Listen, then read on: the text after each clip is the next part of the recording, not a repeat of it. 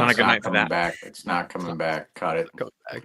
No, Cut no. it. I'm thinking about even taking it away when they win because I think these guys need to earn it back, earn the It theme doesn't song feel back. right now. It just does not. Does It's it? just Does it it? does Doesn't not. match the No, it's vibe at yeah. all right now. At No. all. And, We'll elaborate, but yeah, Yeah. yeah, We're trying our best, Celtics. yeah. You know, We're we're trying to bringing keep the the mood energy. going, but it's just yeah. I mean, What else? All right. Well, what's up? What's going on, everybody? Welcome back into yet another Celtics Talk Weekly post-game show. I am your host, Rob Haytayan. Joined with me are my two co-hosts, Seamus Zarlingo and Brendan Cox. Guys, tonight the Celtics, well, they got stomped at home yet again for the sixth time this short NBA season, 123-114 to the Indiana Pacers. It was the second game of a little two-game mini series here that the Celtics played in Boston, obviously winning that first one just over by 30 points the other night. Tonight they came out and it was flat all night long. Guys, now the Celtics here find themselves in a very peculiar and unfamiliar territory here over the past year and a half with this core. They are now 6-5 over the last 11 games. They have played some real bad, and emphasis on the bad, a real bad basketball this month of December here, as they're going to play one more game on New Year's Eve to close out the month.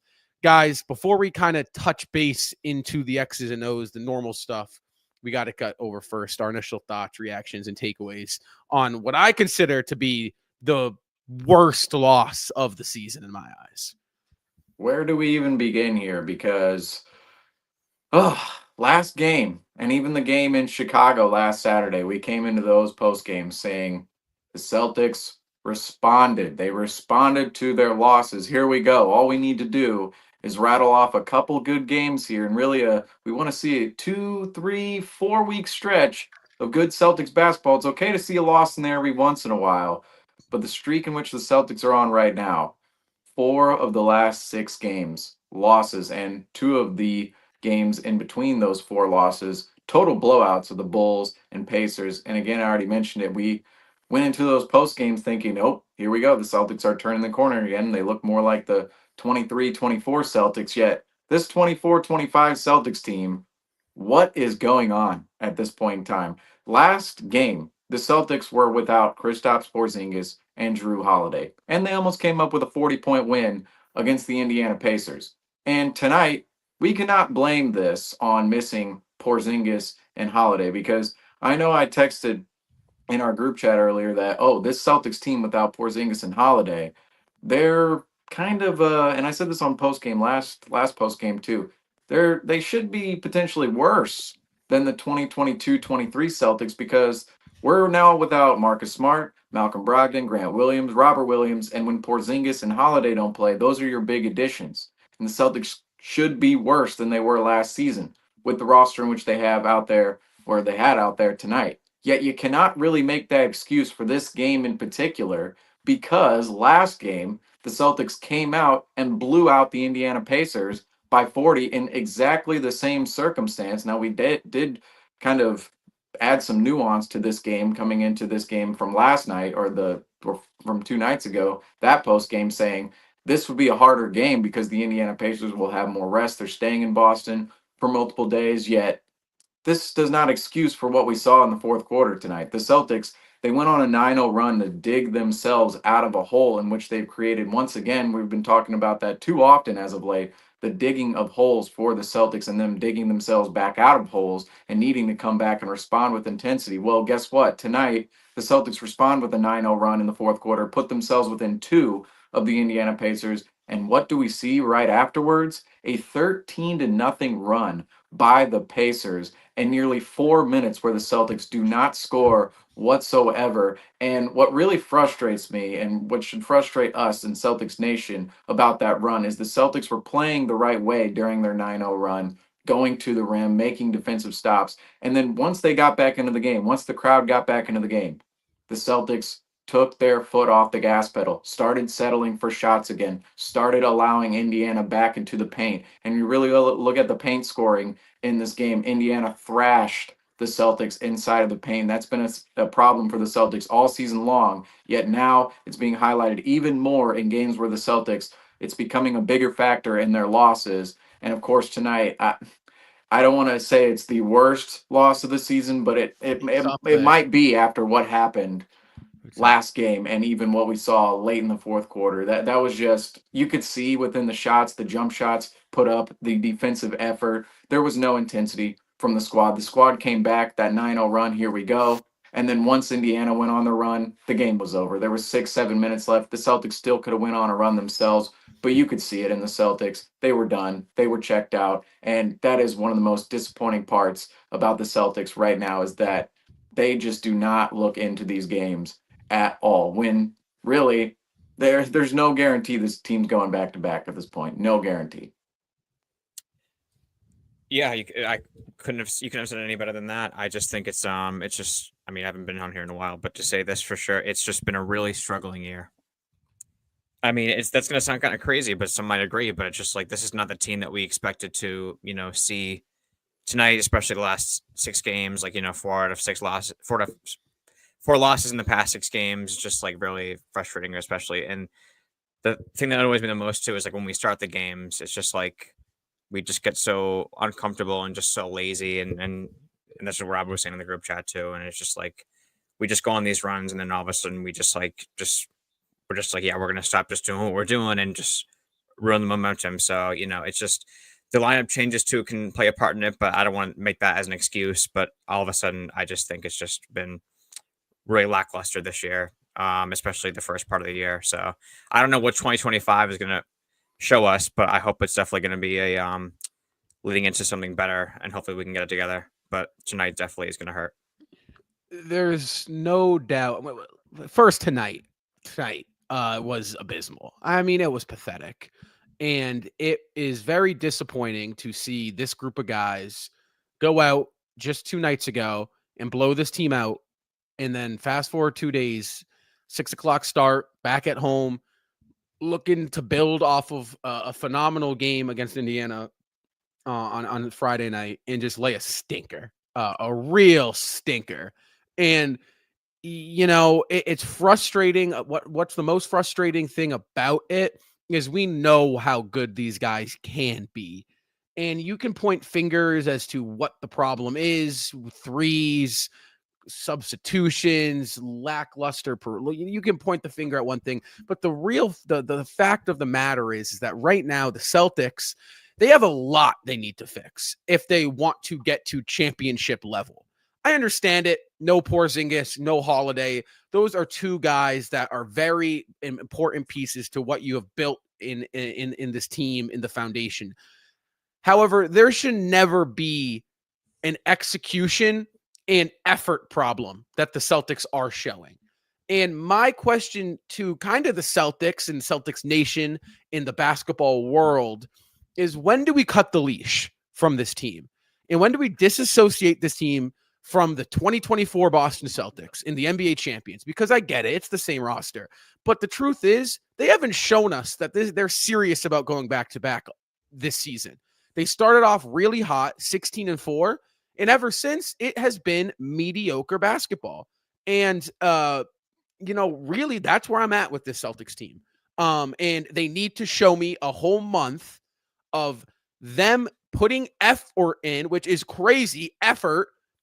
And then I think I'll be back on the, okay, I think they can do this again train. Because right now, they're not going back to back. I'm sorry. If they're playing this type of basketball for the rest of the year, you can forget it. The league's gotten better. The young stars are gotten more experience under their belt. They're a mess right now. So as for that, and as for tonight, terrible performance. And it shows, guys. It shows in this lead tracker. The Celtics, it was a complete opposite of what we saw Friday night at the TD Garden. The biggest lead, 4 for the Celtics, 16 for Indiana. In the most frustrating part about it, guys, you can see the highest point of that lead tracker comes just after the narrow, slim lead. We cut that lead down to 4, the Indiana lead, and then they just blew the brakes off of the Celtics in that fourth quarter. Guys, I mean, obviously, there's a lot to talk about, but my big question, I think the overarching big question of what we're going to talk about in this post-game show, is it time to sound the alarms?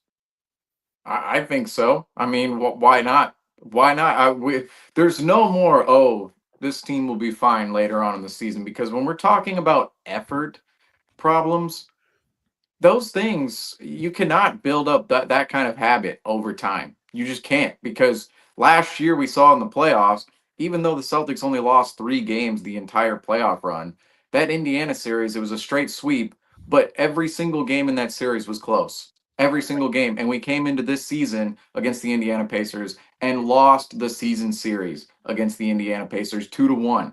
So Indiana could have been up 3-1 in that series last year. We could have saw the Indiana Pacers and the Dallas Mavericks in the finals. And you even think about a couple of seasons ago, the Phoenix Suns, they won 64 games in a year. We won 64 games. The Celtics did last year. And there was this sense of, oh, the Celtics, they're going to run to the title. Now they still have work to put in, but they're going to run to the title. There was a sense around that Phoenix Suns team as well, that 64 win Phoenix Suns team, yet they were bludgeoned by the Dallas Mavericks in the second round and lost a game 7 on their home floor by 1,000,000 points. If anybody remembers that, back in 2022. And this Celtics team, that's a perfect example of why right now we cannot just be saying, oh, yes, the Celtics team will figure it out later, because number one, even if you're a 64 win ball club, and even if you're winning over 60 games, you're the number 1 seed and dominating everybody during the regular season, there's no guarantee you're going to go out and do that in the playoffs. And there's no guarantee you're going to get past every single opponent for 4 rounds, because we know how tough it is. But number two, the Celtics, they're not even at that level right now. They're not at a 64 win level. They're not at a 60 win team level. They're at a 500 level and even below that in the last 6 games. We're 2-4 in our last 6 games. 2-4. Feels more like 21-22 at the beginning of the season right now than it does 23-24 last year, even the year before that, 22-23, a completely different Celtics team, I know. But right now with the Celtics, we have to be sounding the alarm bells, because Peyton Pritchard said it in his halftime interview 2 nights ago against the Indiana Pacers when we were in the midst of blowing them out by 40. He was saying it really is just our effort. And he was panting, he was sweating, he was wiping his face off. And Peyton Pritchard had a phenomenal game on Friday. Jaylen Brown had a phenomenal game on Friday, but the rest of the team came along with them on Friday as well. And at halftime, Peyton Pritchard was saying it's our effort that changed in this game. That's what the different result is here. That's why there's a different result. And yet tonight, where's that effort in the fourth quarter? Rob, you mentioned it on the lead tracker. The Celtics came back in the fourth quarter, cut it to 2. The Indiana Pacers then, yep, here we go. They cut it to 2.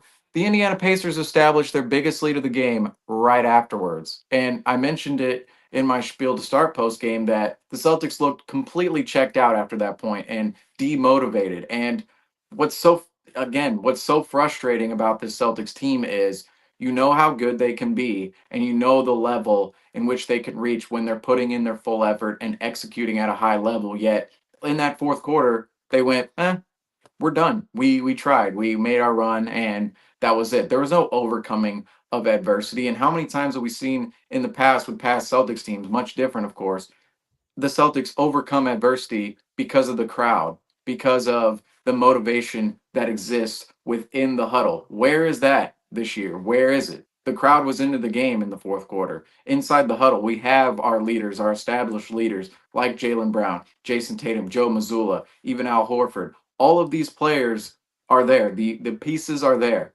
Yet the Celtics, they're taking their foot off the gas. And why? Why are they becoming complacent at this point in time? Is it because it's December? Is it because they already won a ring? Well, what exactly is it? Is it because of Porzingis and Holiday being out of the lineup? It makes absolutely no sense at this point in time. And I think the alarm bells, we didn't want to ring them against the Bulls and the Magic. Now coming into the Sixers game, there was a little bit more there because it was Christmas Day, big game. Sixers come out, whoop the Celtics, but then the Celtics respond, and now this was the worst nightmare, really. This was the worst nightmare today. The worst scenario in which could have played out relative to what happened to Friday, because Friday we were coming on here, we were giving the Celtics flowers, and we were saying, here we go. Here they're turning the corner. This is what we wanted to see. This is the response we wanted to see. And yet tonight, 9-point loss, and really this should have been the first double-digit loss of the season for the Celtics, if not for the bench squad hitting a miraculous shot down the stretch to keep it a 9-point win for the Indiana Pacers, who were beat by 38 points by the Celtics on Friday with the exact same squad plus Andrew Nimhard. I think that definitely. I don't want to. You probably could say it's definitely time to sound the alarms, but I just think all I can say is I just hope 2025 is just going to be somewhere that we can step it up a little bit more, just bounce back a little bit. Yeah, I mean, I look at tonight's loss as like maybe, like like we were saying too. It's like this team is not ready for another back to back. I mean, it's just gonna They're not.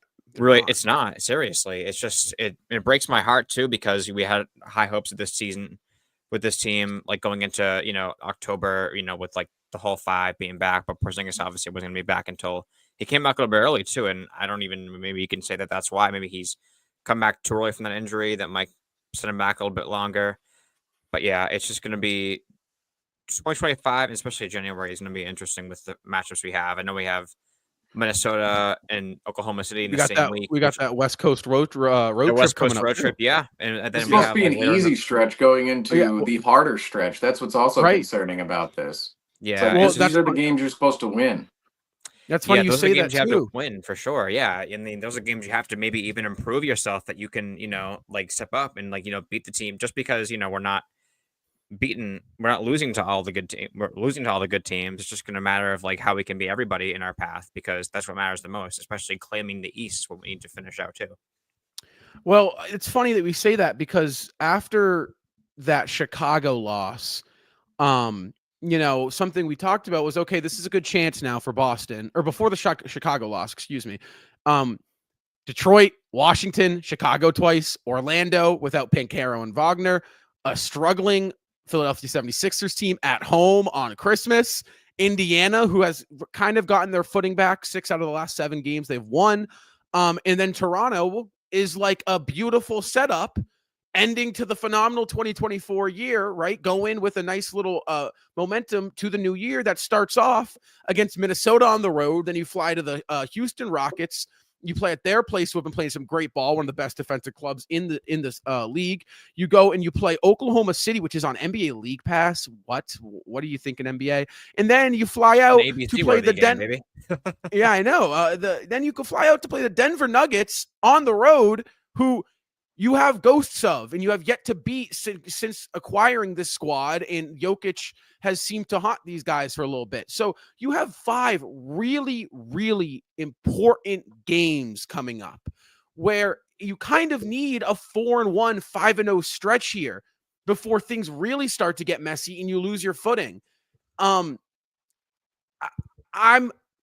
sounding the alarm, but that doesn't mean the alarm can't be turned off, right? But right now, the alarm's on. And there are so many things that I can point at right now that will back me up here. I agree with both of you. It's very disappointing and very frustrating.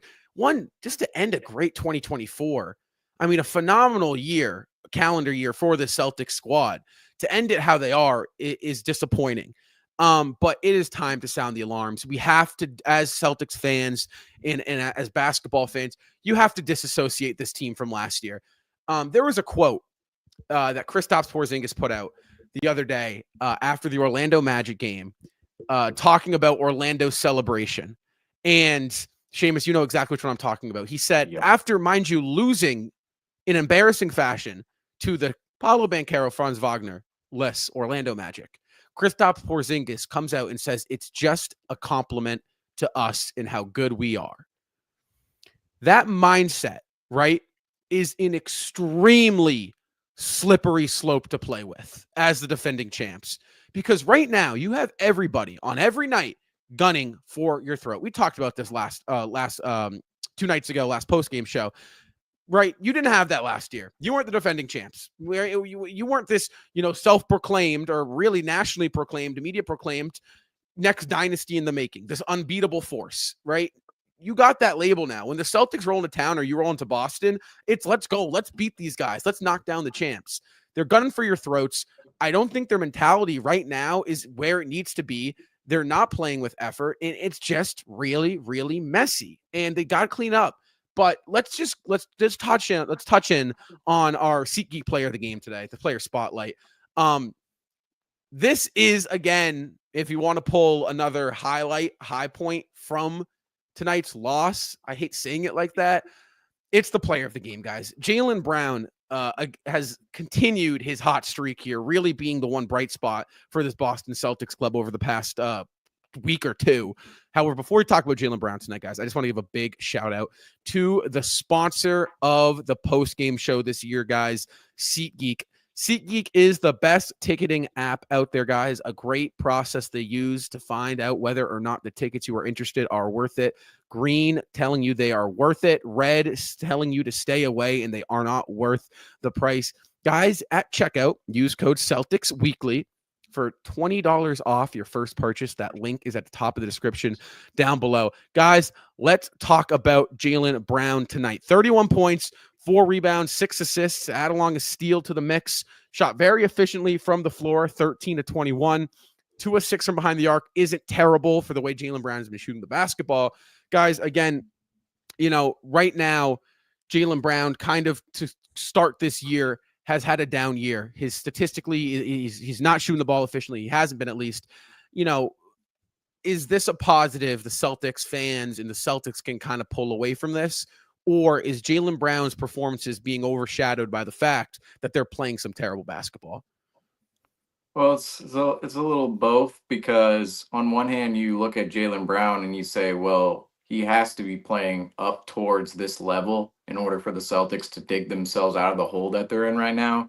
Yet at the same time, we want to see the Celtics win games while Jaylen Brown is actually doing what he's doing, because 35 points against the Orlando Magic, loss. 31 points against the Indiana Pacers, loss. Yet Christmas, 23 points, actually had a good performance in the second half. First half, we can forget about it. Another loss. The other night, 44 points against the Indiana Pacers, a win. And the Celtics were dominant that night. The one silver lining here, I'll say, with Jaylen Brown, well, there's actually a couple silver linings here within his performance because of how good he was tonight. But number one, I would say, against the Indiana Pacers specifically, if the Celtics go and face them in a playoff series later on in the season, whether it's the second round, first round, maybe even the conference finals again, who really knows? If the Celtics face the Indiana Pacers, they know what they have in Jaylen Brown, and Jaylen Brown just seems to eat against this Indiana Pacers team. I don't know why. I don't know why it's there's extra motivation there. If there's extra motivation there against the Indiana Pacers, if it's game plan, if it's just the way in which we match up against the Indiana Pacers, Jaylen Brown just seems to bring his A game every single time against this Indiana Pacers team. And I'll say, I always bring up here, we should just turn this into a graphic. Justin did, but Jaylen Brown's shot chart tonight, I know I keep bringing it up on my phone, but we should maybe make it into a graphic another post game into the future. But look at that shot chart. Jaylen Brown, now I'll point out, he was 13 of 21 overall, correct? Yes, 13 of 21 overall, which means inside the arc, right? Outside the arc, he was 2 of 6. Inside the arc, he was 11 of 15. And that's really what I want to point out with this shot chart is look how efficient Jaylen Brown was in getting to the paint, getting around the rim, and scoring buckets. I think that was really the big difference maker in his performance, not only on Friday night, but tonight against the Indiana Pacers. Obviously, tonight was a little bit lesser of a performance, but not really from an efficiency standpoint, what Jaylen Brown did out on the floor. Of course, the other night, 13 more points, but the efficiency and how he's getting his points is really what I'm looking at right now.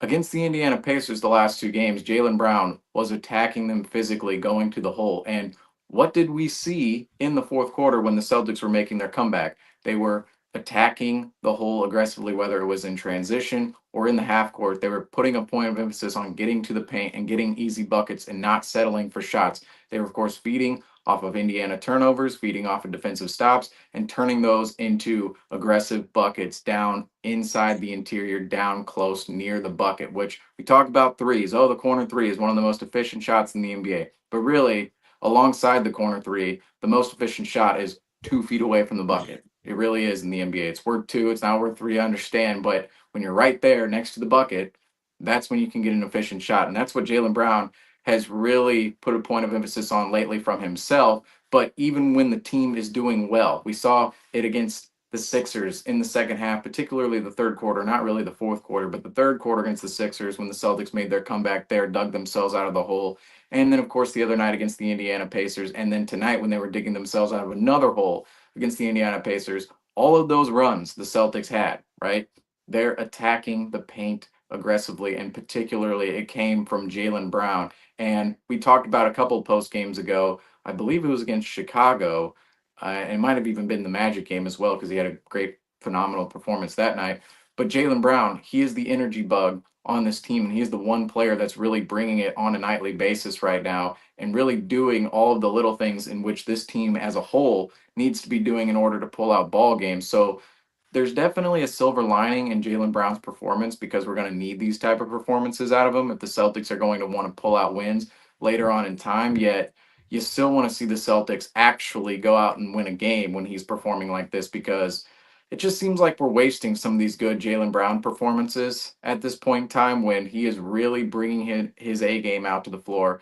When we've talked about it in the past, when Jaylen Brown and Jason Tatum are going and the rest of the team are feeding off those two players, that's when the Celtics can blow a team out by 30, like we saw on Friday against the Pacers, like we saw on Saturday against the Chicago Bulls. Yet right now, the rest of the team isn't quite coming along to the level of where Jaylen Brown is. And that's frustrating in itself. But the silver lining in the end is the fact Jaylen Brown is playing well, and the Celtics will need that later on in time. Yeah, definitely. I definitely think it's like Seamus said, we're wasting these kind of performances that he's had when we have these big losses too. But I think if like anything is to step back in these next couple of weeks going into January, it definitely has to come from Jaylen Brown because I think his aggression, his obviously his playing style, of course, it's just definitely going to have an impact on how we can, move forward and like these big games come we just talked about earlier coming up in a couple of weeks on the West Coast road trip. So it definitely is going to be interesting to see that. But yeah, I mean, I definitely loved his performance tonight. I mean, especially last game was obviously better because it was coming off a win. But I think as a team, like Seamus just said too, we got to play together more better. We can't just be relying on one guy. I think Jaylen Brown,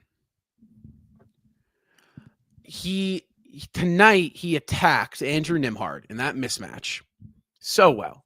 And that was, when I talk about 2024 Celtics, that was a game plan of theirs. Find the mismatch, find the weak point, attack the weakest link. You got 5 all-star caliber players going at him. Jaylen Brown, he did that to a T. He's done that to a T over this great stretch we're seeing. He's getting easy, efficient looks in the paint. They're fouling him. He's getting to the free throw line. He's really producing easy, within the flow, offensive buckets. That's when he's at his best. That's when he starts trickling down. Like Seamus, like you said, the energy shifter, right? Tonight he did that. Energy didn't trickle down. That happens. Okay. If the Celtics weren't playing as bad as they have been, you figure it happens. Unfortunately, they're in a really slump right now.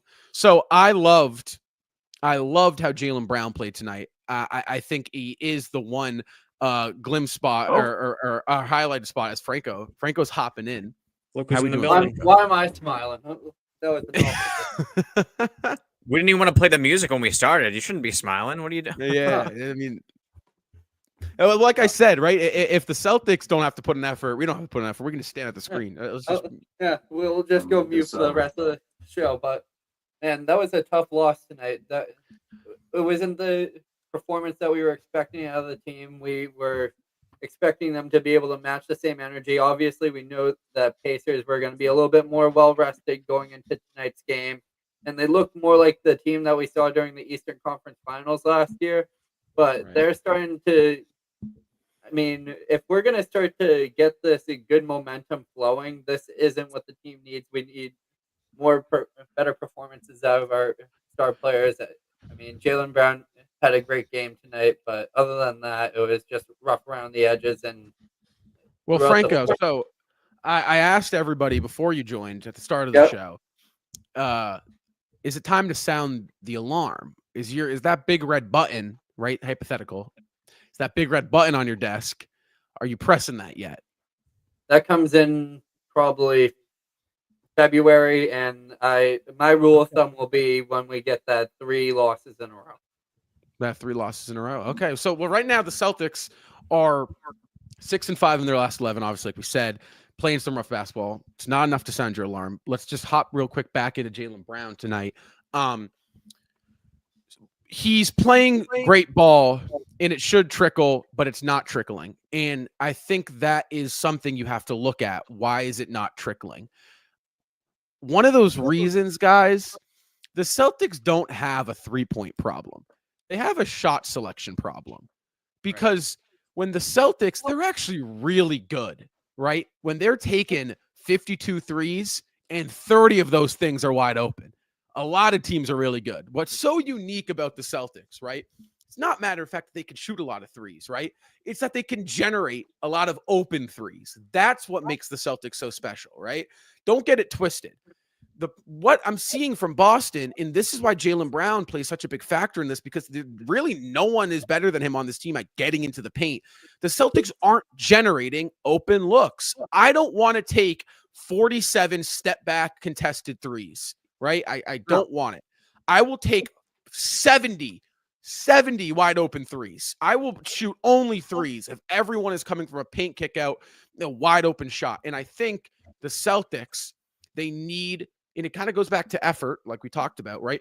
If they want to get back on track, they need to sharpen their shot selection, because right now, guys, it's lazy. So with that being said, who, if one specific person, maybe the coach, maybe a specific player, or if you want to group the whole team into a category, which is kind of what I do, who do you look at and where does the finger get pointed as to they need to start that trend? Because right now I'm looking at Jaylen Brown and I'm thinking he's trying at least.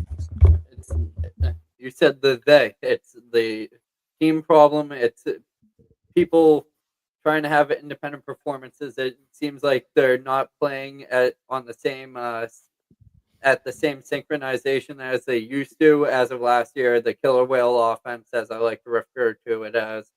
We're not seeing the Derek White being able to find their looks.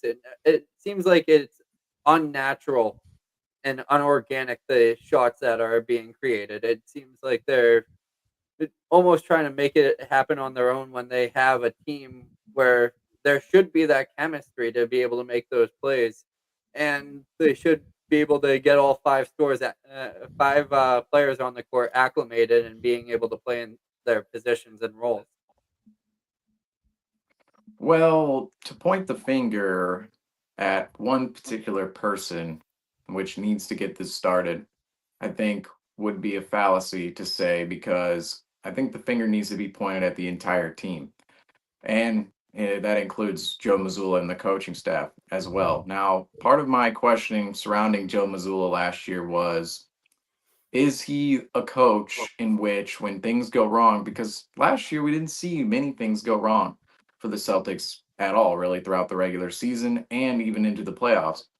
When things go wrong, is he going to be a coach in which lays into the team and really makes those crucial adjustments, whether it's in lineups or whether it's in scheme, generating the shots or even stopping the opponent on any given night?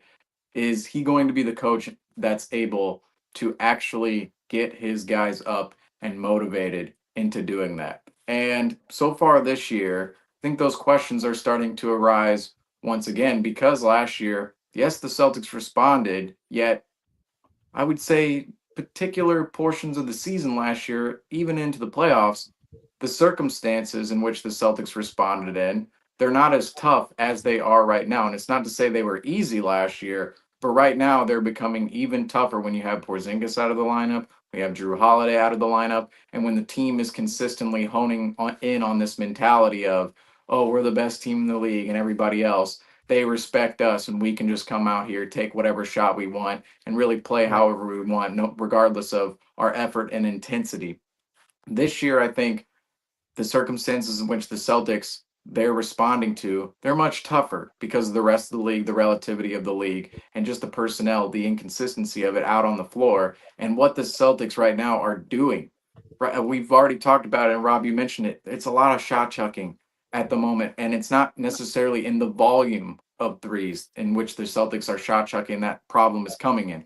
It is the quality of threes. We've talked about this actually a lot this December, where the Celtics, we want them taking a high number of threes. And some people just look at the 3-point number and go, oh, they took 54 threes tonight, or they took 50 plus threes tonight. Oh, that's too many threes. Yet you already said it, Rob. When most of those are wide open, we want them to take that many threes because they can hit those shots at a high level, and that's when they can blow a team out. Yet right now, it seems like, and Franco, you said it, the synchronization of the team, the togetherness, the collectivity of the team is not there, particularly on the offensive side of the floor. And that really comes with all 5 guys who are playing on the floor at once. And Jaylen Brown, of course, has been our best player, but he's involved in that as well too. And he's come to the party a lot more, I'll say, than a lot of other guys in December right now. And we're gonna give him a little bit of a pass, but he's still within the mix. If you're talking about playing team basketball, the entire team has to be part of that equation. And of course the coaching staff as well. I think right now we're doing a terrible job, both from a coaching perspective and a team perspective, of playing the way we need to play on a nightly basis, both offensively and defensively, and particularly on the offensive side of the floor. I cannot configure why this team right now looks so ridiculously different than they did last year. Offensively, it seemed like last year there was this unselfishness. Everybody was eating off each other's plates. Everybody was picking apart from one another and benefiting off of the entire offense. It was Tatum, Brown, and trickled down to everybody else. Yet this year, it's your turn, my turn. Everybody's trying to save the game. There's a lot more hero ball. And Right. I just cannot configure why exactly that's the case, other than mentality and really coaching, in terms of we're not necessarily hitting it home on the sidelines or in practice or wherever behind the scenes looking at film. There's not this point of emphasis on we need to be playing more like we did last season as a unit than just a collection of guys like we see the Washington Wizards play as. That's what's really Right. frustrating. Go back in December. That Washington Wizards game was really a precursor to all this. And it's crazy that Randy that night was going, I'm not really impressed with this Celtics team. And we were going, oh yeah, it's just a nothing game. Yeah, blah, blah, blah. But that was a precursor to what we've seen in the last 6 games, Right. because that game, it's like, okay, the Celtics, we gave them praise for looking as a unit, and the Washington Wizards looking at it as a collection of guys. Yet since that point, the Celtics have reverted back into looking just like a collection of guys and not like the unit that we're used to seeing every time the Celtics win. And every time the Celtics do win and come out with a 30-point win, like we saw the other night, that's when the team as a whole is hitting on every single point they need to on both ends of the floor. And it's beautiful basketball to watch. Yet right now, we're just not seeing it consistently whatsoever. And I think it goes both in with the coaching right now and with how the team is playing with their mentality out on the floor. Both aspects of this team, you have to point the finger at, and there's not one specific person. You of course say Jaylen Brown, Jason Tatum have to be the catalyst and the spearheads to what this team do, but there's not one particular person, I would say, that you point at and go, oh, this guy just isn't quite at it. Because right now we're seeing, oh yeah, Jaylen Brown, he's really the one guy who's going ahead of the pack. But then every other night it seems like, oh, here's Tatum. Oh, then Tatum goes back into the fold. No, here's Pritchard, and then Pritchard goes back and fold. We saw Holiday have that good game in Orlando. We haven't seen him play since. Porzingis will have a good game like we saw in Chicago on Saturday. Then he had a pathetic game. And Derek White. Derek White's been struggling as of late, but then look, Derek White is performing in Orlando. So really it's going back and forth with everybody else, and it just needs to be a collected effort from everybody. Everybody. Well, let me ask you guys this, because we're 32 games in now, and Joe Mazzulla has not been, which is crazy, has not been talked about at all on the show. Not an ill word, really a positive word either on Joe Mazzulla. He has really just kind of put him on the back burner and disassociated him with anything the Celtics have been doing. My question to you guys, right, is when you look at what Boston is putting up right now in these lackluster performances, are you at all, because again, this year they've been really injured, right? And they have guys in and out of the lineup, and it's going to take a little bit more out of these guys to win these games versus when they're fully healthy. Are you guys at all a little concerned about Joe Mazzulla and his philosophy in really in my eyes, his inability to get these guys up and going for games, because I won't lie, there has been no effort and no fight from this Celtics team. And I feel like there's some responsibility and something to be said about the coach's inability to get the team up. You know, I just think it's definitely him specifically. I don't know, Rob, if you're trying to put in like a thing that maybe like, oh, it's time to like maybe like have him like step away. No, or no, whatever no, it not is. nothing like not like that. No. What I'm We're saying, not that extreme. what Yeah, what I I'm was gonna say. saying is there something to be said, right? That right now Missoula isn't doing a great job at his job. This season, absolutely not. I don't think it's really like compared to last year, like you didn't find many weaknesses, but this year it's just been really lackluster. It's just been another big shooting slump. I cannot express that enough. It's like every week, no matter what I don't know what game it usually is. It just depends on like what games we come back from. We just have games where we're just like just chucking up shots, and he's just like telling them, it's like just don't, you can't be doing that. But yeah, him specifically though, you know, I think like any coach does. I mean, obviously he's still one of the youngest coaches in the NBA and of course of all time, but he's passionate about getting these guys back to where they need to be. So I think he can help them more. But right now, it's just not looking like the Joe Mazzulla that we've seen the past 2 seasons. Like the first year he was with us, you know, the best season. Obviously, we made to the Eastern Conference Finals, failed. Last year's championship, that's another story. But this year, it's still, I think it's the unknown. Right. Yeah, we hear him talking to the media, and he always has the killer quotes that all Celtics fans like to pull, the Joe Mazzulla mentality type quotes. I wonder what he's saying in the locker room during these, because I feel like he has faith and composure in this team. He doesn't see these struggles as a long-term ongoing issue. However, we saw a few years back, Wick Grossbeck had to go into the locker room, throw a chair against the wall to get these guys fired up and get these guys going, trying to win that game 7 or game 6.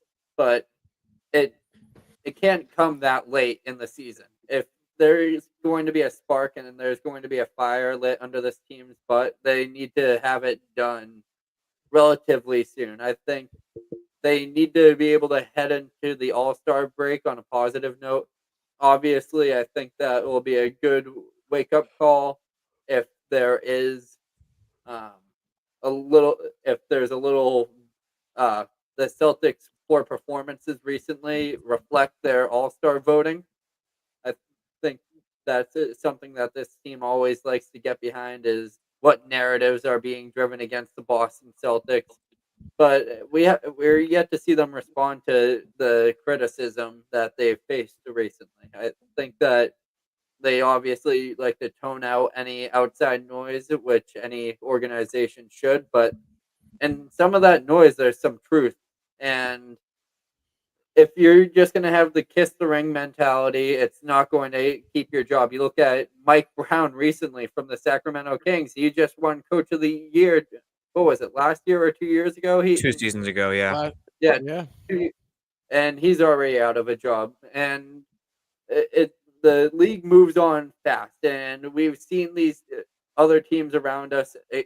For example, a perfect example really is the Indiana Pacers. They're a team that's uprising, and they're going to be a team that's going to be the new upcoming team. And the league doesn't wait for anyone to figure their stuff out. And I think Missoula is a good coach. There's always going to be those little hiccups in the road of developing as a head coach, but there's no excuse for poor performances. And I'm really hoping that something will spark this team. There's always that turnaround moment, and I thought we saw that when after Christmas. I was hoping that Christmas was going to be the turnaround for this team, but obviously we're back in our same old ways here tonight, and I think we'll just see Joe Mazzulla either have to flip a switch or he's going to have to gain that composure. And there's also a whole bunch of assistant coaches on this team that should be mentoring and helping him in that manner. Well, partially what's so frustrating about this Celtics stretch right now, and we have experience in this regard from the 21-22 Celtics of going in here and talking about a specific team, but we all of a sudden don't really know how to respond to a game in which they win now. Because the other night we were Right. coming in here saying, okay, here we go. Great point. Let's turn it up. And this should be the moment in which we go out on Sunday. If we win that game against the Indiana Pacers, we're really back and we're really rolling now. Yet at this point in time, we're back to where we were in 21-22. Now, not really as a team, but in terms of talking about wins, we want to see more and more of them rack up before we really believe in this team the way we did last year throughout the entirety of the season.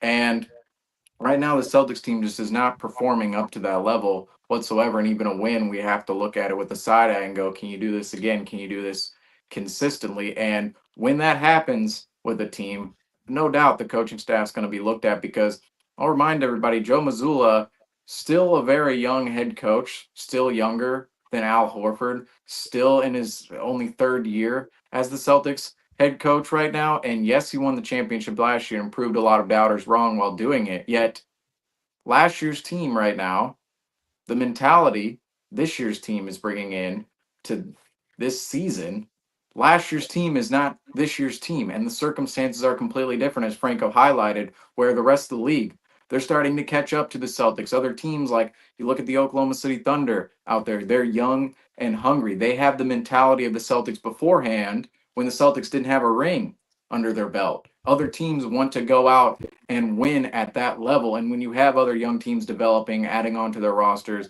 and really harboring just a way better mentality than the Celtics have right now, that's when things can all of a sudden start to fall apart for a team like the Boston Celtics. And Joe Mazzulla, the circumstances are different. And I think there were a lot of questions, regardless of the team's success last year through 64 wins. And of course, the dominant playoff run where they only lost 3 times. But even during that playoff run, we remember game 2 against the Miami Heat, game 2 against the Cleveland Cavaliers, both home losses in the playoffs. We didn't lose on the road last year until game 3 in the NBA Finals against the Dallas Mavericks, or sorry, game 4 it was against the Dallas Mavericks. And those 2 losses were at home. They were home losses the year before. You go down 0-2 to the Miami Heat at home. And it's not as if Joe Mazzulla, oh, he won the title, he won a ring. Yep, okay, now we don't get to ask questions about Joe Mazzulla anymore. Some of these little marks in the past did happen amidst the Celtics' success. And now, once the circumstances are different and some of these moments of just bad basketball are starting to arise, there definitely have to be some questions of, can Joe Mazzulla get his team up to play? And I'm not saying he should be fired or we should be considering that whatsoever, because that would definitely be too harsh after what we've seen Joe Mazzulla do in terms of his development as a head coach on the sidelines. But as time persists, we can ask questions about, is he the best tactical head coach when it comes to making adjustments from game to game? Because I said this about Joe Mazzulla on Christmas. It seems as if in his press conferences, the reason fans don't always look highly of Joe Mazzulla is because he never really criticizes the team within the media. Never really criticizes the team. Always really suggests they're doing the right thing and that things aren't just panning out for the team.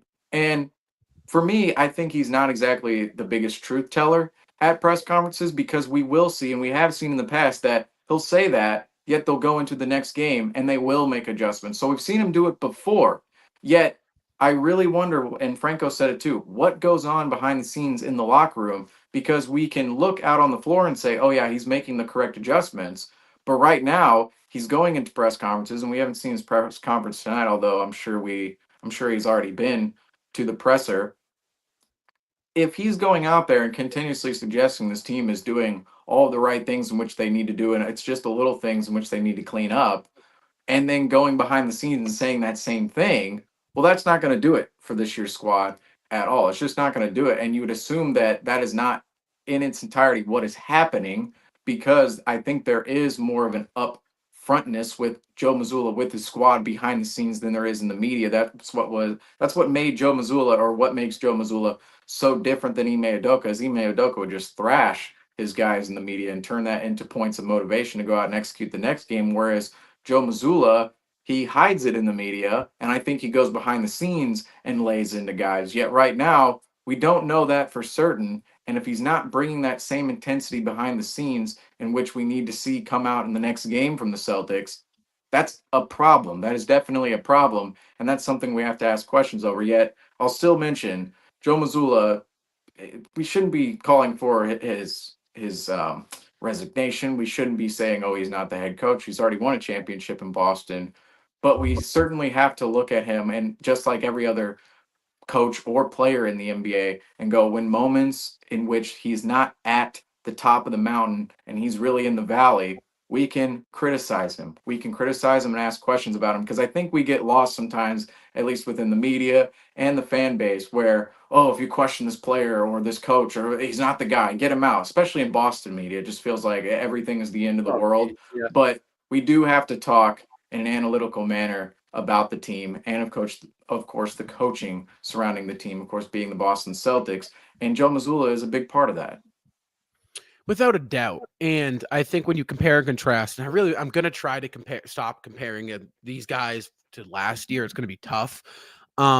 However, last year, these guys got up and they played every game, right? And not right hypothetically, right? Obviously, they got up and played every game so far this year, right? But they truly put effort in every year. And it was such a pressure cooker year where everything was looked at under a microscope, that those guys probably felt like, okay, we need, every game is like a must-win game. Like, this is do or die. You just shipped off the heart and soul and Smart.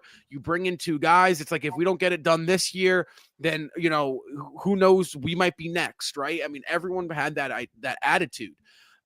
Fast forward just a year, and all that's out the window. And that is what made that Boston team so special last year, was they were a very talented team, and they were getting up to play every game.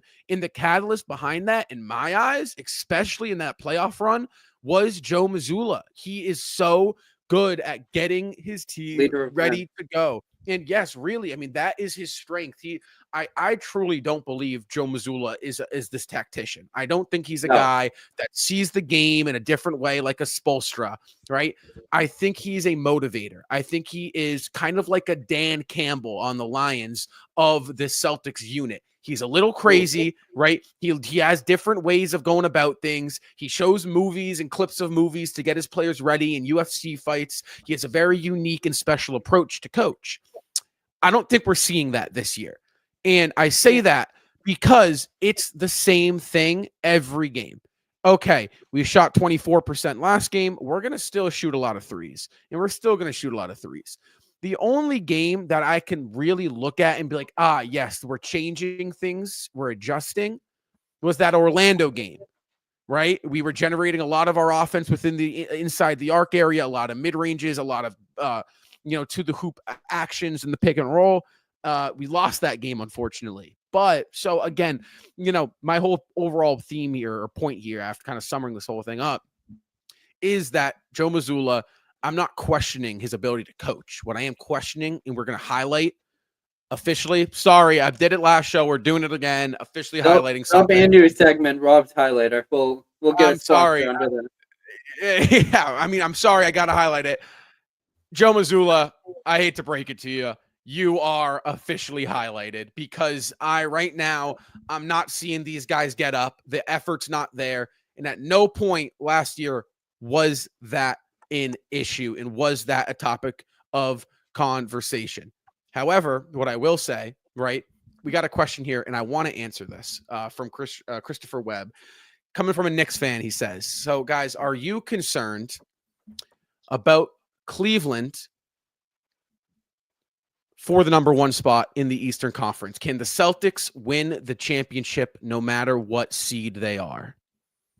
Well, do we have a highlighter up here? This is Rob's highlighter now. There we go. Yeah, I don't have one. I got to get one. But looking at the standings at the moment, when you talk about losing footing, I mean, we were really right there neck and neck with the Cleveland Cavaliers for most of December for the number one seed and November, of course. And it was kind of a big deal when they passed us up in the standings because, oh, it was almost a year where the Celtics relinquished their number one slot in the standings. Last year, we ran away with it. We were 10 plus games ahead of the number two seed last season, and the Celtics lost it almost immediately coming into this season.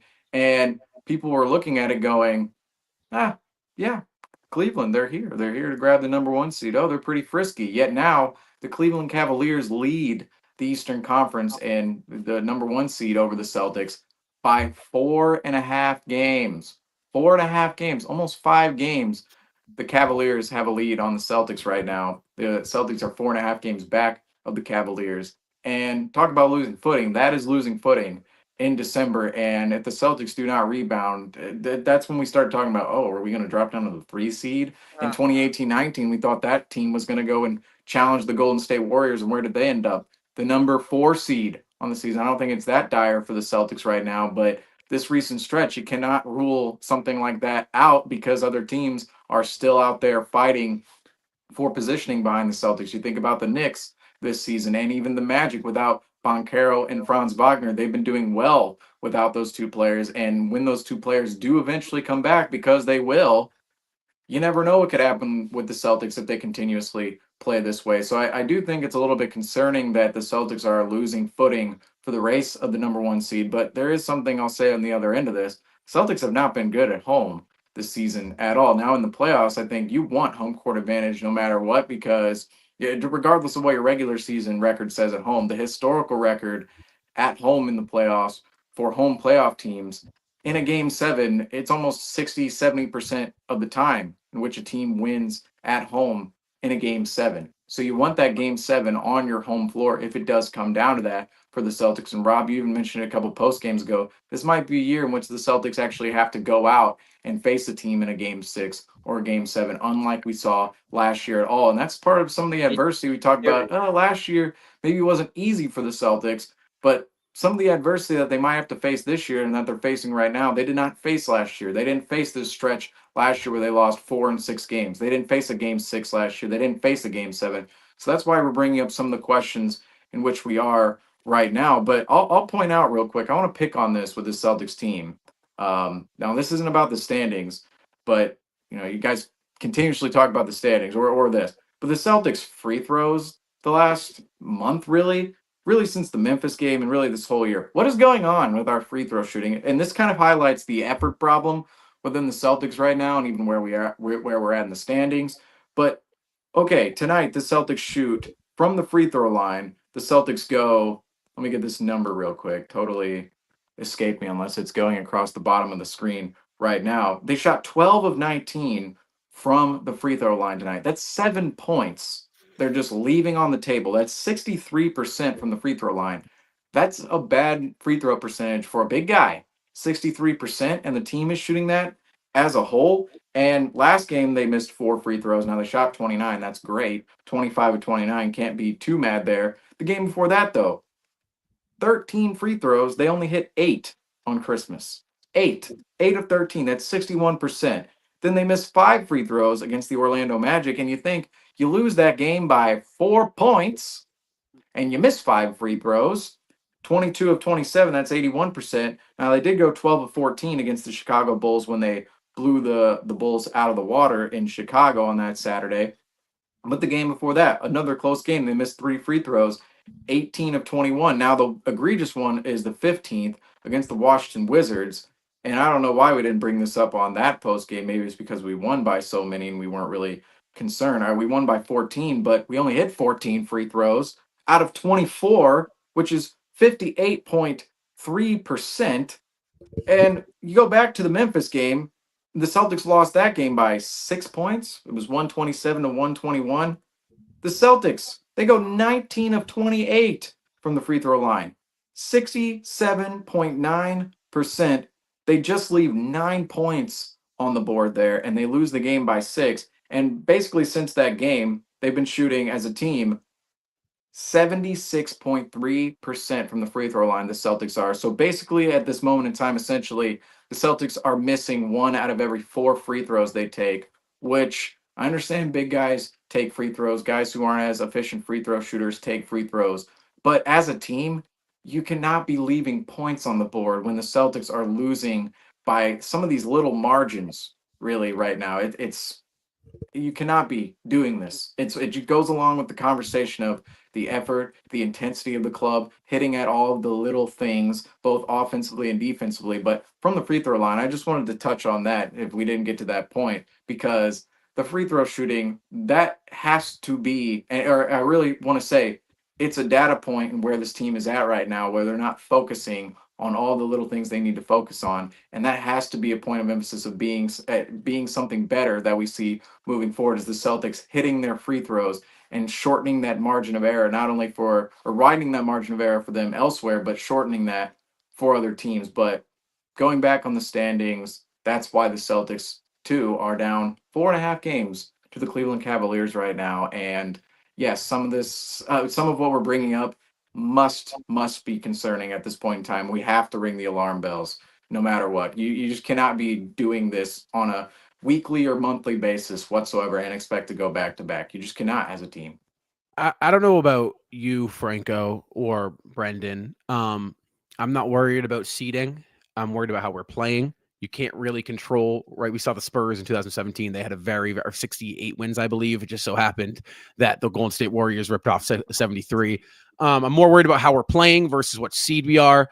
I am still confident the Celtics can win the championship, no matter what seed they are. Because again, home court is nice, but it's really more so how are you playing come the month of April, I feel like, at least.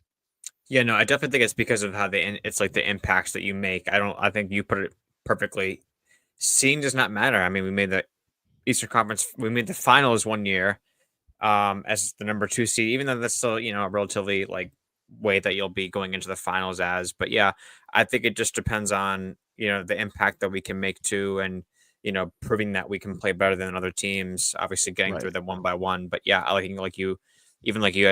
just hearing this now. You said that, we're probably going to have to maybe go through some like maybe game 6s or game 7s and like if the postseason this year, if that's what it comes down to. So I'm greedy. I want the number 1 seed in. The Celtics shouldn't want anything else other than that. They need to. If they want to have their thumb down on the NBA like they claim to have it, there's no target on the back of your head when you're not in first place. There's still people in front of you, so you have to be focusing on someone else in front of you. If they want to have that target on their back, they need to be number 1. And Cleveland Cavaliers, they're a team that have developed over the years. They've made the right additions. They've added the wings that they needed with Bruce, and they have a phenomenal rotation going on there. And I'm hoping that we see them. They're playing astronomically well, and do I expect them to maintain this consistency? I feel like the Cleveland Cavaliers are going to start to slip at some point, whether it's due to an injury or whether it's due to a couple of bad games and a bad stretch. But the Celtics should be right there once that happens to be ready to take that. And then we look at the New York Knicks as the team that was brought up as well. This was their buy or die season. This was we need to make some noise this year. We need to make it past the second round. We need to be up there with Boston. We need to be the Eastern Conference and the Eastern Conference Championship because of the additions they made. They added Bridges, they added Cat, and they also made a couple of moves to their bench, and they're also still adding to their team. They added Landry Shamet throughout the regular season or claimed him off waivers. So they're still consistently adding to their team. So they're going to be a team to keep an eye on. But if the Celtics want to have that confidence going forward into the NBA playoffs, they need to be in a position to have that number 1 seed or be able to give the Cleveland Cavaliers a run for their money, because I think that the Celtics are going to be better at the marathon than the Cavaliers sprint. Yeah, I think the 1 seed is a luxury. It's not a necessity. I do think obviously you want to be above the 4 seed. Historically, if you look at the NBA, not many teams below that have had any success winning an NBA championship. Obviously, we've seen some teams in recent history kind of go on some runs from the play-in deep into the playoffs. What I'm looking at, I am taking the seeding out of it. I have all faith in these guys that they can go on the road in a game 7 and get a win. Would it be nice if it's at TD Garden? Absolutely. However, I think before Boston can worry about seeding and playing for home court and playing in a game 7, they have to get their habits down first and get that done. And in the process of getting that done, the Celtics will find themselves catching back up to Cleveland, separating themselves from New York, and I think all the chips will kind of fall back into place. Boston's worry right now can't be focused at all, I think, on the seating. I do want to pivot real quick, guys, because Drew Holiday and Kristaps Porzingis, they both did not play yet again tonight in the second matchup against the Indiana Pacers. Obviously, Kristaps Porzingis, he left the game just the other night on Christmas, right, with that ankle injury. It has been labeled an ankle sprain. He's missing the second game. Right now, Kristaps has been very up and down, and this Drew Holiday injury is kind of newer to the scenes. Holiday's been pretty healthy in his time in Boston. Obviously missing a second straight game, guys, with some tough stretches on the road with our first West Coast road trip set to take place right at the start of 2025. Are you guys kind of worried about the injuries the Celtics are seeing this year? They've had a lot of guys in and out of the lineup, and with a team that's struggling, it feels like that's just making life that much harder on Boston. I think it's always hard to say whether or not you're worrying about injuries when they seem to be short-term injuries, because you never know when a player is going to go out an entire playoff run like Porzingis did last year. He was healthy for game 1 of the playoff run, and then all of a sudden he goes down injured and he's out. You could be injured or you could be healthy the entire season and then injure yourself and we saw Gordon Hayward. Oh, he's healthy the entire 1920 season, and then game 1 sprains his ankle against the Sixers. Isn't there the rest of the playoffs? So you never quite know, especially at this point in the season, if injuries are going to be daily injuries and gamely injuries are going to be concerning later on in time, because you can clearly say, oh, somebody tears something in their knee. Say like Robert Williams a couple of years ago in 2022 when he tore his meniscus. I think we could all say, oh yeah, that's a concerning injury because he's supposed to come back in a month, and when he came back, he looked all hobbled. And that's more of an injury we can look at as, oh, that's a long-term injury that we can be concerned about. But these short-term injuries, like an ankle roll on a given game, a freak injury, a shoulder problem like Drew Holiday is going through right now, you can't necessarily say that's going to be concerning later on down the line when they could be back in a couple of games, and you never know, they could be healthy for 2 weeks and then have another injury. We never know. But I would say the real concerning part about this for the Celtics is, well, there's a couple, but I'll give 2 here. Number 1 is Drew Holiday is a little bit older of a player. So is Al Horford. This is what you kind of worry about with those 2 guys, right? They're a little bit older. They're going to have more of those kind of wear and tear type of injuries per se than some of the younger players on the roster. And also Kristaps Porzingis, he tends to be an injury prone player, I would say, at this point in time. So you kind of do worry a little bit that is their availability always going to be there, because we all know the best ability in sports is availability, of course. Yet that really, spurring off of that, goes into the second point of, is this, in terms of the injuries, right? Is this team going to look, if these guys go out, right? If Porzingis and Holiday go out like they are right now. And last year Porzingis went out and the Celtics didn't have a huge, massive problem with it because Porzingis was really a luxury and still is to some degree. But if those 2 players go out, right? Is the team going to look the same? Because we saw, in terms of their dominance, in terms of their good play, in terms of their execution, all of that good nonsense, because we saw from 2 years, I'll bring it up again. I brought up last post game. I already brought it up at the beginning of this post game. 2022-23. That Celtic team had Marcus Smart, Grant Williams, Malcolm Brogdon, Robert Williams. All right. Now, all of those players were traded away for Porzingis and Drew Holiday. And who was really left? It was the core of Derek White, Brown, Tatum, you look at Pritchard and Hauser coming off the bench, and Cornette as well. Yet now, if you take Porzingis and Holiday out of the equation, you're left with this carcass of a team from 22-23 that in no world should be really better than that team because they have 4 less players in terms of talent coming off the bench or starting for them. And if 2 of those players or 4 of those players aren't replaced by 2 players that are named Kristaps Porzingis and Drew Holiday, the Celtics last year, they're not going to be as dominant. And this year, they're not going to be as dominant as well. So if Porzingis and Holiday, if they're out later on in time or out for an extended period of time, one of the two, are the Celtics going to look the same in terms of dominating the rest of the league? That's what I would say is a little bit of a concern, is really the margin of error the Celtics have in that regard. You could say in 22-23, the Celtics had more margin of error because, oh, Malcolm Brogdon gets hurt. Well, you still have Smart there. You still have Derek White. You can even have Peyton Pritchard, who you can play off the bench, and that's a good 3-guard rotation right there. Yet this year, Drew Holiday goes out, and you're kind of looking at the lineup going, okay, there's not a lot of depth here to bring in somebody to actually make an impact as one of those players would in the past. Porzingis goes out. That's probably where you see more depth with the big man rotation than the guard rotation this year. But if both of those guys are out like we see right now, the Celtics, just looking at the lineups, I'm kind of going, this is Tatum, Brown, Derek White, 2022-23 Celtics, yet there's Pritchard out there, and he's been phenomenal this season, I understand. There's Hauser out there. There's Luke Cornette out there. And there's Kate out there. Those players, although they've been great for the Celtics in their given roles next to the top 5 and top 6 of the Celtics rotation. I should mention Al Horford. Didn't mention Al Horford in that package. Well, he's part of the core as well.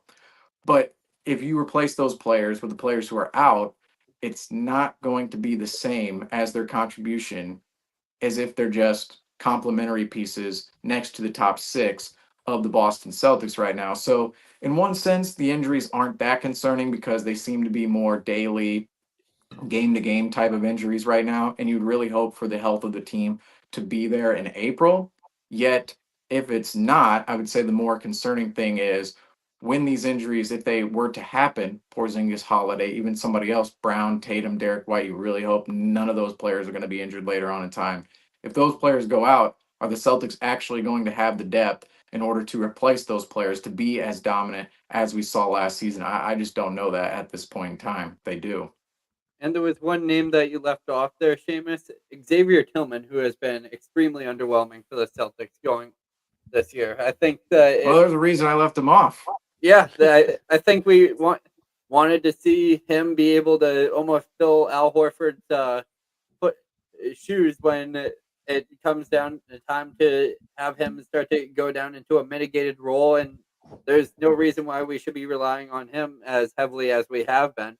And I think it's always going to be the what if for this season is just having that extra depth piece with Lonnie Walker off the bench. I think that could have been monumentous for Drew being out with injuries and being able to recover. But we have to give credit to Peyton Pritchard, Sam Hauser, and Luke Cornette being able to fill into the roles the way they have, because that was just all homegrown talent that they have been able to develop. And I think that if we are able to get that type of contributions out of them, we should be able to get them from elsewhere off the bench. I think that, it's not a personnel problem in my eyes. I see your point, Seamus, comparing and contrasting the 2023 2-3 Celtics with this team, and how, moving all those pieces to obtain Holiday and Porzingis leaves you with that carcass. I think it's a carcass in my eyes, but I also do think you've gotten an elevated White in the process, an elevated Hauser, an elevated Pritchard. So That's true, but in terms of the trade-off of personnel, it's like, would you have been comfortable after the 2022 season, 22-23 season, with getting rid of, say, all the players we did in trade and say not replacing them at all, but you're replacing them with Hauser, Pritchard, and the Right. elevated White. It's like it's not necessarily this. I don't think we would call last year's team a championship team. Now it's just completely hypothetical here, but you wouldn't Right. call last year's team a championship team if they didn't have Porzingis and Correct. Holiday out there, Right. particularly Right. Holiday in the Well, playoff run because he was huge. I think it gets dicey when they're both out because they're so Right. impactful that even bringing one of them in, and they're such high caliber players, bringing one of them in is, is where you're even better, right? Like even trading those guys off for just one of them, quite frankly, in my eyes, it's an elevated team. So I do agree with you when both of them are out of the lineup, and it has not been an extended period of time. Everything I'm reading, it won't be an extended period of time. However, I agree. It gets dicey, but again, even without Holiday and Porzingis, this team is more than capable, and has the personnel to beat the Indiana Pacers at home. And I think that I could see understand some struggles against the top guys, right? Teams, Denver, they're not Denver really anymore. It's a force of habit to say Denver. Oklahoma, Houston, Cleveland, New York. Some of those teams you see struggles. But I'm sorry, you should be able to handle business and get your rhythm back against Indiana without those guys out of the lineup. So I do think the personnel has a little bit of factor, but not too much. Now, guys, before we close off the show, the Celtics will play their final game of 2024 at the TD Garden at 3 p.m. against the Toronto Raptors. Now, guys, Seamus, you touched on something that I think really, if you was the overarching theme, right? Say we're in English class and there's an overarching theme of this post-game show. It would be that you no longer know what you're going to get from the Boston Celtics this year, no matter a win or a loss. I think that's the theme. So my question to you guys is, moving into this afternoon matchup on New Year's Eve against a much lesser of opponent, the Celtics are going to look to get their feet under them. What are you guys expecting, if anything, and what are you looking for? Well, we have to expect a Celtics win against this Raptors team because this Raptors team is down in the standings. The Celtics, we've said this about them multiple games already, after the Chicago game, after the Magic game, after the Sixers game, and even into the Indiana game the other night.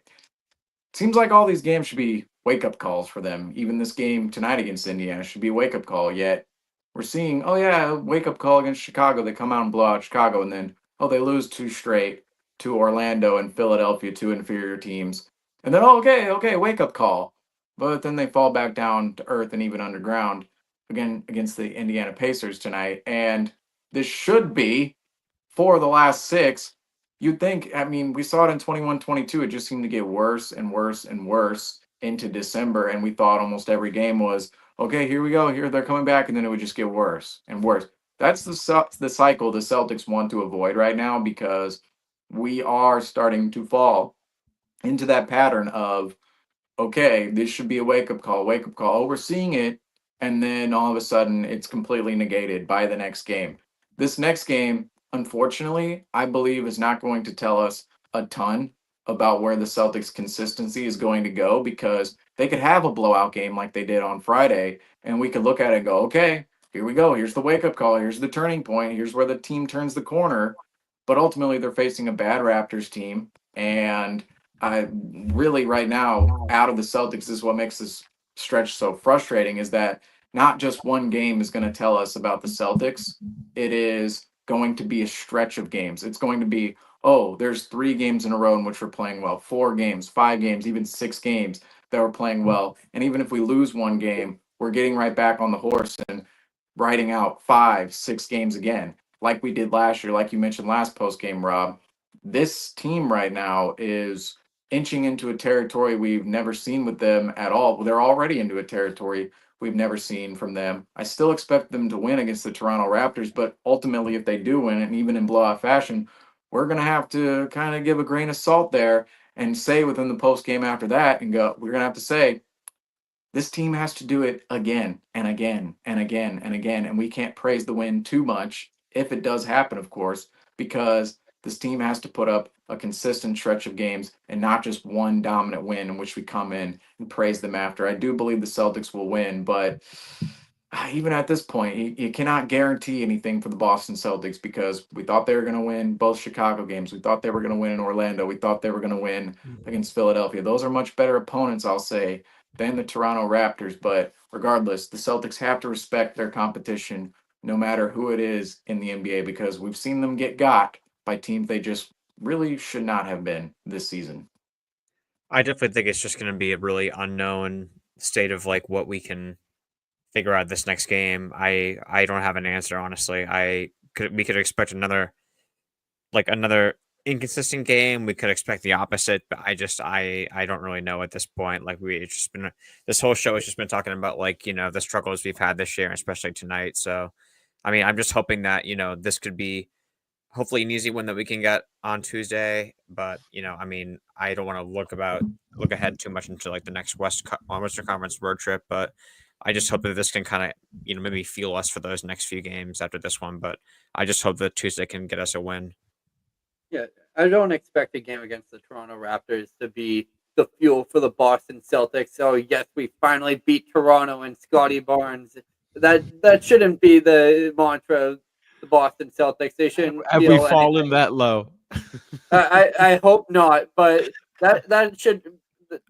A win is the expectation going into the Toronto Raptors game. It doesn't matter what fashion it's in. Obviously, being able to take full control of that game is what would be ideal. Being able to get the team to start playing as a fully functioning like pod as they would, and I think they would really benefit from getting a performance out of like a Derek White or a Drew Holiday that's having a player spotlight game and not really playing that hero ball that we've seen and obviously shouldn't be playing from behind on the Raptors. It should be a fully controlled game. There shouldn't allow the Raptors or their opposing opponent to control the narrative of the game whatsoever, and we should be seeing a comfortable win.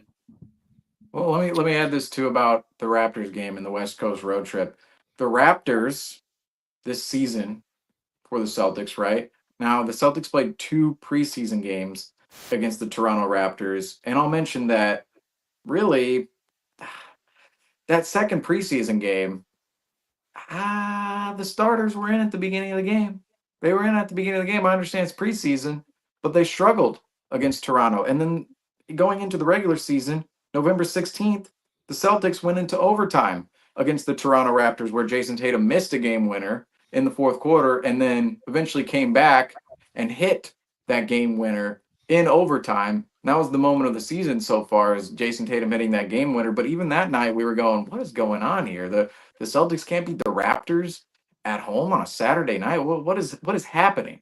So the Toronto Raptors, we might overlook them a little bit, but even in the preseason and then going into the regular season, the Raptors have given the Celtics some struggles there. And Jakob Poeltl, we all know what he did against the Boston Celtics. The Boston Celtics have not been good in terms of the physicality department this year at all. And Jakob Poeltl is going to be a player for the Raptors. If we don't pay attention to him, there could be another 35-point night on the horizon. If we see that again, I will be completely shocked, of course. But when you see these trends in the NBA happen against other opponents, we see Jaylen Brown, he dominates the Indiana Pacers. The Raptors have a couple of players who like to play against the Boston Celtics. And I do think this win, if the Celtics do pull it out, it has to be I don't want to say it's a crucial game, but this recent stretch is making it a crucial game, right? Particularly because of where the team is at right now and where the team expects to head into the future, that West Coast road trip.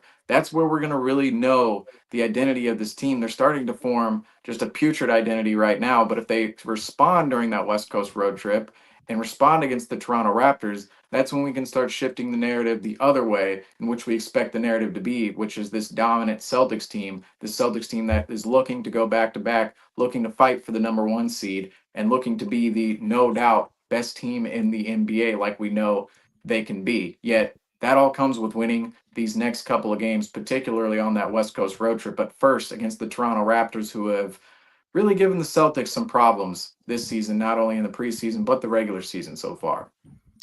I can't believe I'm about to say what I'm about to say, but the Celtics are in the building block stage, and the Celtics need to start with a win against Toronto. They have a great opportunity ahead of them with a weak Toronto Raptors opponent, excuse me, at home at the TD Garden right before they fly out and hit a West Coast road trip. The Celtics need to focus on the little things. Interior defense is a big one. Also, getting good quality shots. Those are two very important things that we are going to come back on here on New Year's Eve, right? And talk about and look at and address. So again, tonight it was a disaster for the Boston Celtics as they fell to the Indiana Pacers 123 to 114. The Celtics now dropping their third game in the last 4. Celtics, however, will be back in action this Tuesday, December. God, what is it up with us in dates? It is we don't do days of the weeks here. We don't. This New Year's Eve, how about that? Tuesday, December 31st. Tip off for that game will be at 3 p.m. Eastern time, an early start for the New Year's Eve for the Celtics. Their last game of their 2024 campaign, the NBA championship campaign. Hopefully, we can kind of put that title behind us and focus on what 2025 has to offer. Hopefully, a lot of green. Guys, after the final buzzer sounds, come right back here to the Celtics Talk Weekly YouTube channel to watch the CTW post-game show. Guys, I'm going to cue the music and hit the outro, but I'm not going to lie. I'm a little upset that we've been cueing this music, this amazing intro and outro. Mini violin. These losses. Violin. Unbelievable. But we're going to cue it, guys. So until next time, go Celtics.